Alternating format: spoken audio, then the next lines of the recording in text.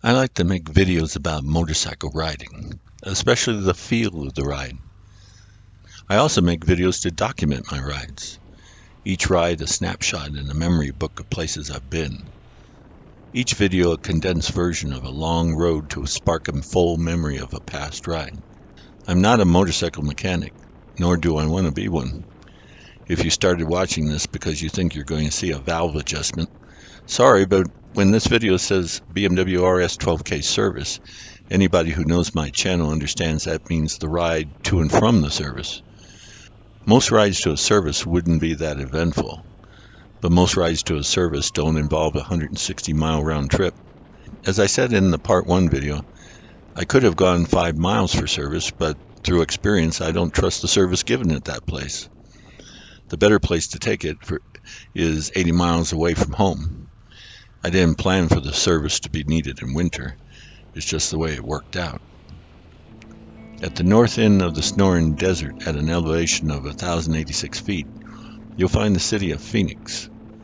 There's mountains in and around the city, but the place is generally flat, allowing the streets to run on a precise grid with wide, open space roadways.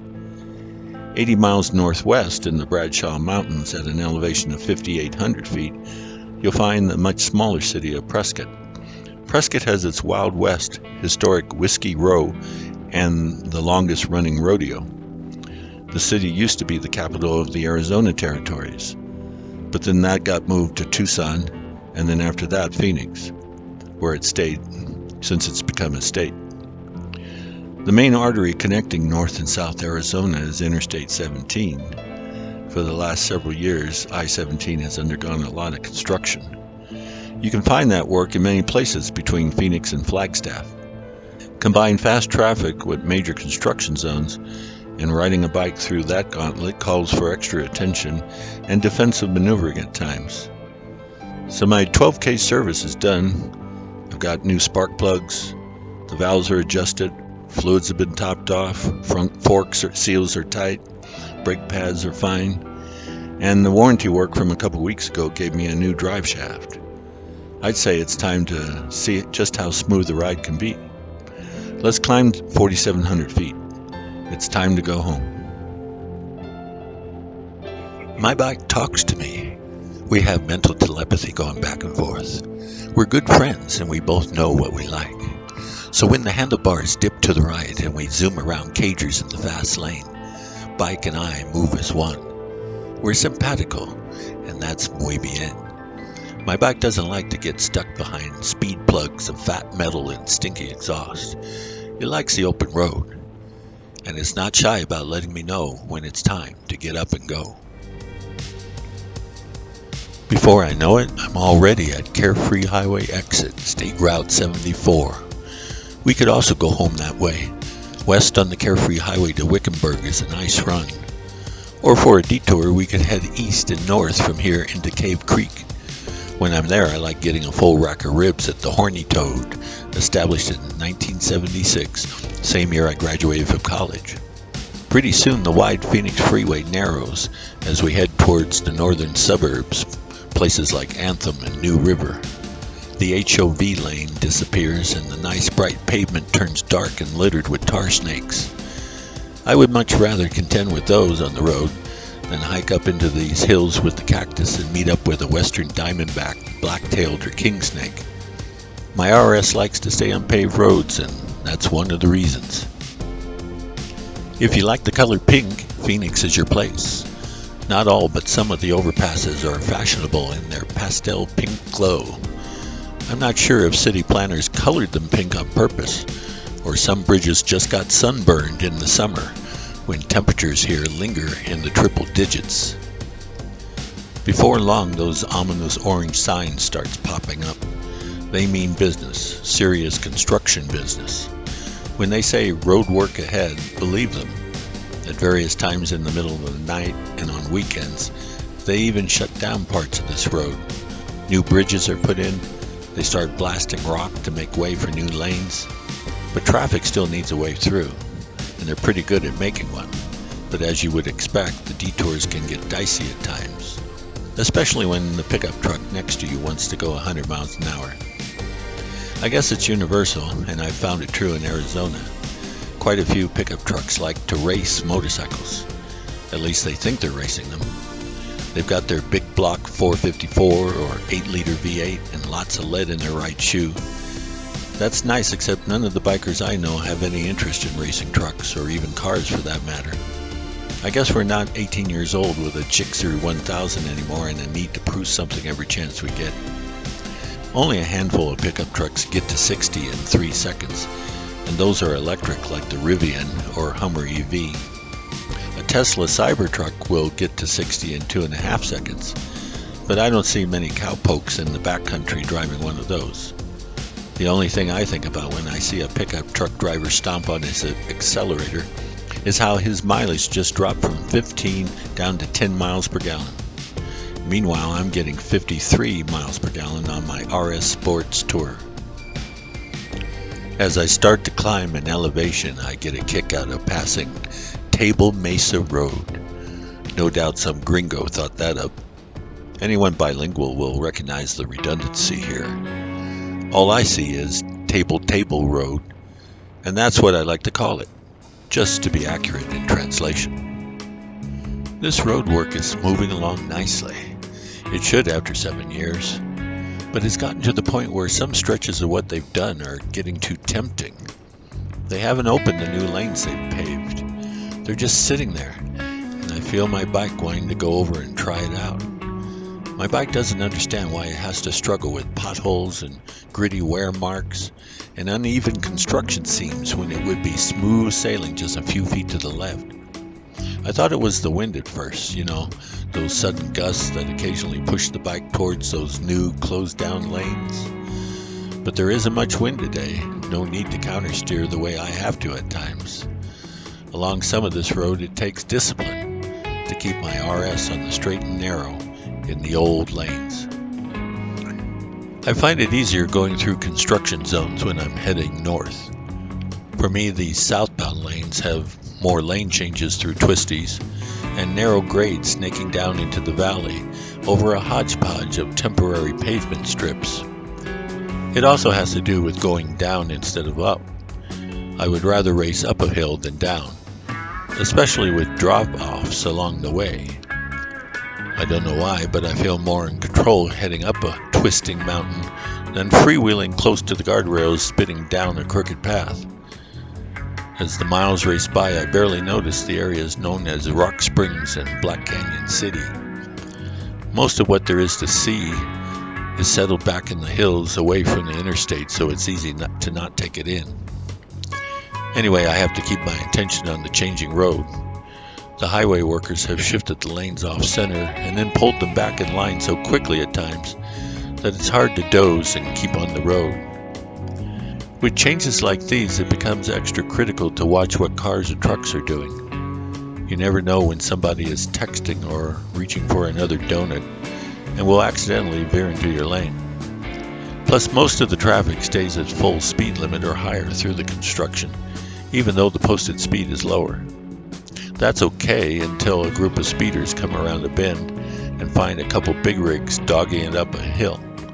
Suddenly there's lane changes as people don't want to slow down but want to go around. It's the typical joy of being in traffic. It's nothing new, but it's the kind of old stuff you ignore at your peril.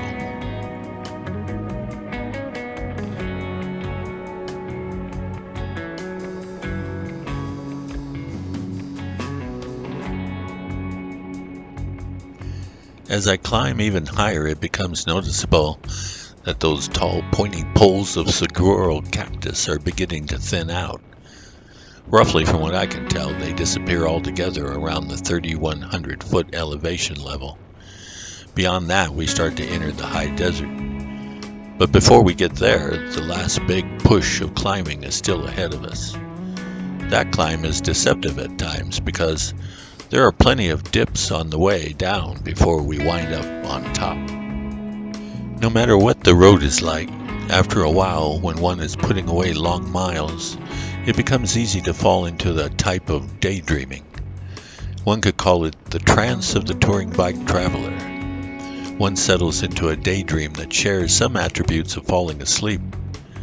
Sooner or later, one falls asleep even though we don't know how we got there, and we can't pinpoint the exact moment it happened. The stretch of road between Black Canyon City and Cordes Lakes turned into one of those daydreams. Maybe daydream isn't the right word. Some might call it being in the zone or being in the flow. It's a state of mind that settles in almost hypnotically. We're not out of control when we're in the zone, just the opposite. We're so comfortable being in control while feeling the flow that we're freed up to daydream over what's happening. It's like separating and becoming a spectator of a process at the same time we're one with it almost to the point of it being automatic. Touring on a motorcycle is a perfect way to generate the trance of the touring bike traveler. Between here and Cordes Lakes, I let the daydream have its way. The flow is a feeling, so it doesn't need narration. Let's see if you feel it too.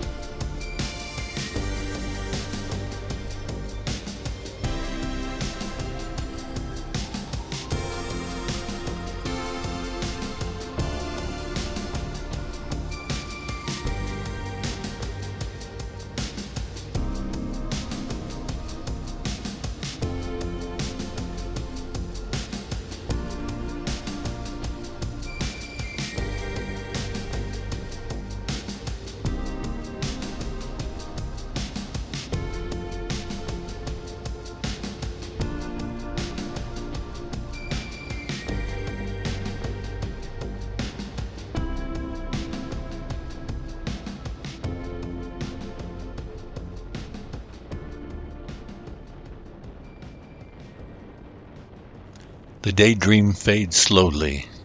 Just a zip and a skip past Bloody Basin Road, the sign for Cordes Lakes appears.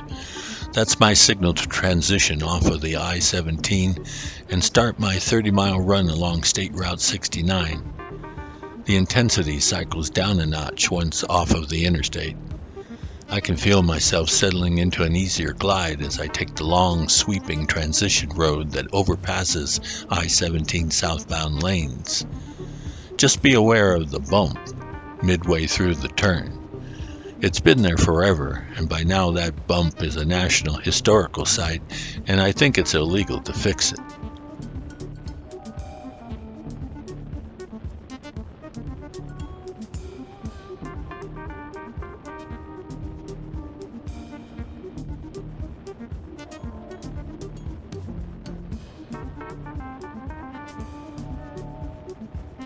State Route 69 is a shadow of its former self.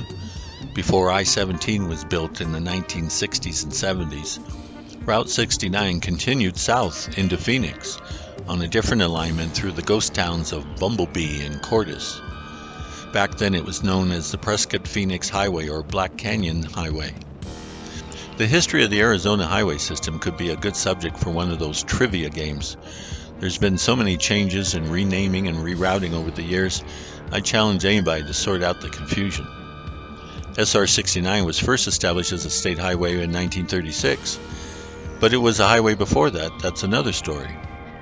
By 1951, a new paved alignment of 69 had been constructed between New River and Cordes, bypassing the original road through Bumblebee. By 1958, SR 69 was again rerouted on another new alignment through Cordes Junction, bypassing the old route between New River and Mare through Cordes. The road was then truncated from Phoenix to Cordes Junction in 1970 after Interstate 17 was completed. But it gets weirder. State Route 69 was originally someplace completely different. Most of US 93 from Hoover Dam to Kingman was originally designated as State Route 69 and was later redesignated as the easternmost part of US 466. When that happened in 1935, the Arizona Highway Department retired the number 69, only to bring it back a year later for the Prescott-Phoenix Highway. I'm not even going to get into US 93. That's another rat's nest of ongoing changes. Today, SR 69 simply connects I-17 with Prescott and Prescott Valley.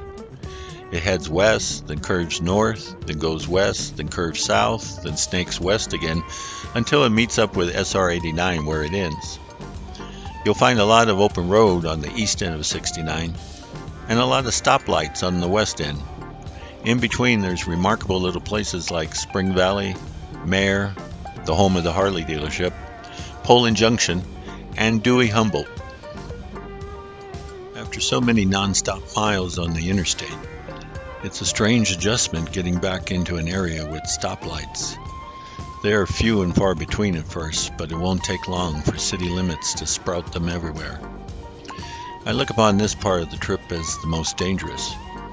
Getting back into packs of cars and trucks and shopping centers reminds me that many of these people don't even see me.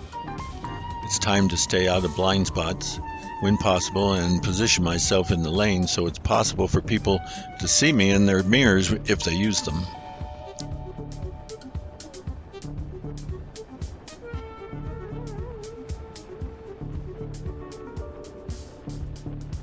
It's mid-afternoon.